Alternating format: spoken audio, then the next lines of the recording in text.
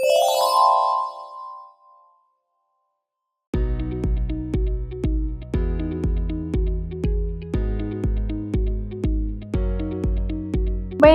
tugasan anda tinggal lagi 24 jam. Rakan anda dan anda sedang bertunggu lumus menjaga kerja.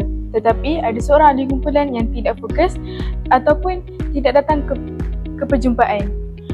Namun, di hari pembentangan, beliaulah yang paling lebar senyuman dapat menerima A. Adakah ini satu nasib ataupun penganiayaan? Sekarang, ini adalah definisi sebagai free riding dan kita akan membincangkannya dengan lebih lanjut. Secara teknikalnya, free riding adalah satu bentuk kemalasan sosial yang spesifik. Ia berlaku apabila seorang individu sengaja mengelak daripada menyumbang tenaga dengan niat untuk mengeksploitasikan usaha rakan sekumpulan demi kepentingan peribadi. Dari sudut falsafah etika, ini bukan sekadar isu siapa rajin, siapa malas, tetapi ia adalah satu pencabulan terhadap kontrak sosial dan prinsip keadilan yang sepatutnya menjadi tunjang institusi pengajian tinggi.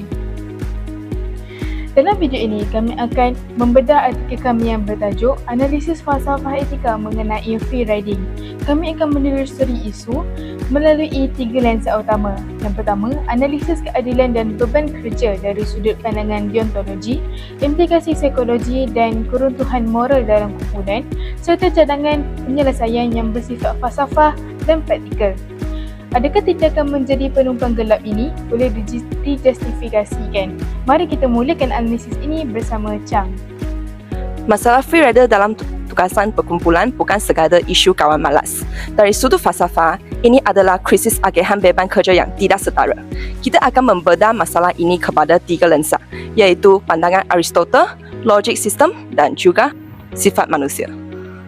Pertama, kita lihat pandangan Aristotle dalam buku Nicomachean Effect yang memperkenalkan konsep keadilan distributif. Menurut beliau, keadilan bukan bermaksud semua orang dapat benda yang sama rata, tapi hak atau makan hendaklah diberikan secara proporsional mengikut jasa. Prinsipnya mudah, treat equal equally and unequal unequally. Dengan itu, pelajar yang rajin dan free rider adalah unequals. Mereka tidak setara dari segi usaha. Maka, memberi makan yang sama kepada free rider yang tidak menyumbang adalah satu bentuk ketidakadilan. Kenapa free rider wujud? Ini sebenarnya pertumbungan antara 2 sifat, egoisme dan juga altruisme. Free rider adalah egois. Mereka bijak memanipulasi sistem ini untuk mendapat makan dengan usaha sifat. Sebaliknya, pelajar rajin sanggup mengorbankan masa dan tenaga untuk menyelamatkan kumpulan.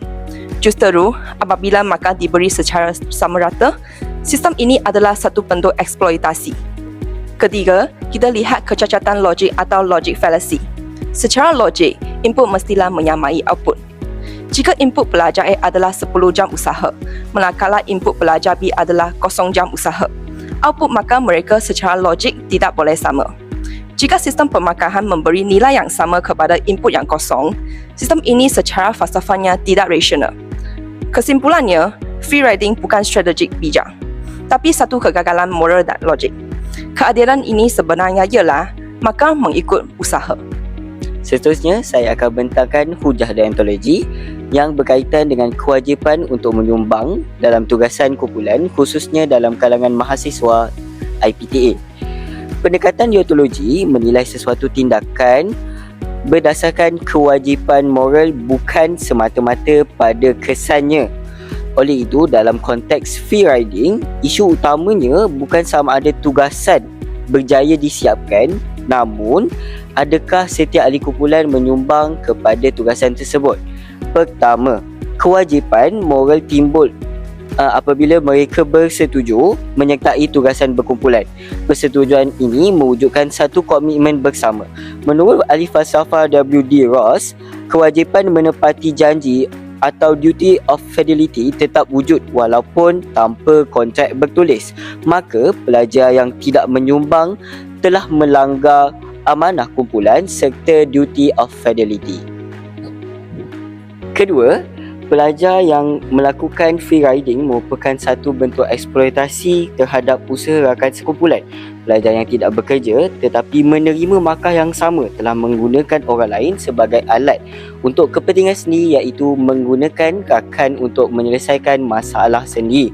Ini bercanggah dengan prinsip ahli falsafah Immanuel Kant yang menegaskan bahawa manusia mesti dilayan sebagai tujuan, bukan semata-mata sebagai alat. Ketiga, dari sudut deontologi, setiap individu mempunyai tanggungjawab moral tersendiri. Alasan seperti orang lain lebih pandai atau hasil tetap siap tidak menafikan kewajipan untuk menyumbang secara adil. Sebagai kesimpulan, dari perspektif deontologi, free riding jelas bertentangan dengan kewajipan moral, prinsip keadilan dan integriti sebagai seorang pelajar IPT. Oleh itu, setiap ahli kumpulan wajib menyumbang bukan kerana markah, tetapi kerana itulah perkara yang betul untuk melakukannya.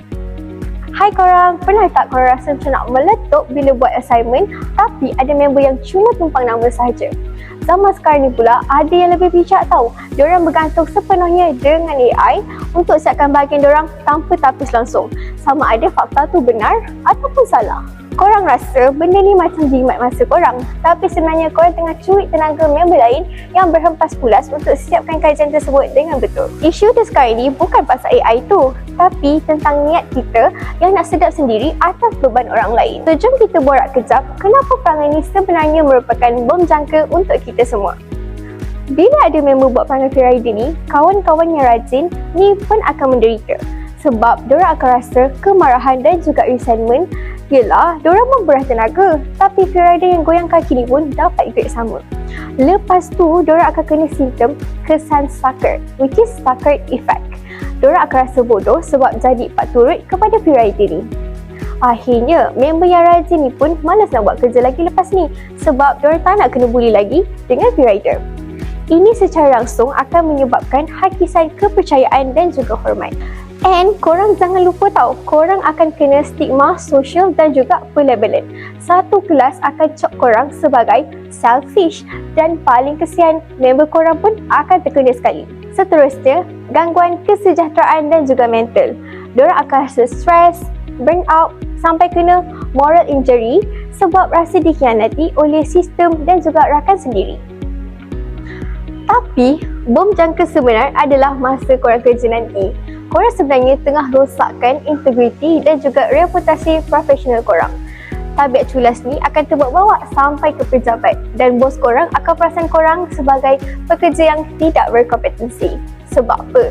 Sebab korang gagal bina kemahiran insaniah. Korang tak pandai pimpin, tak pandai komunikasi sebab biasa tumpang hasil orang ataupun AI je kan?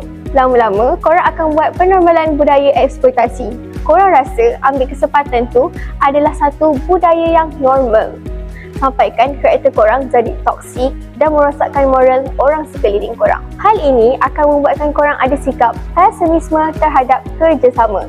Korang akan rasa sangsi nak buat projek kolaboratif lagi sebab trauma lah kena aniaya ataupun korang dah terbiasa menganiaya orang. Akhirnya, dekat peringkat kerja nanti, korang akan menyebabkan hakisan kepercayaan dan juga organisasi yang boleh mencetuskan krisis ataupun punca besar yang meruntuhkan kerjaya korang sendiri nanti.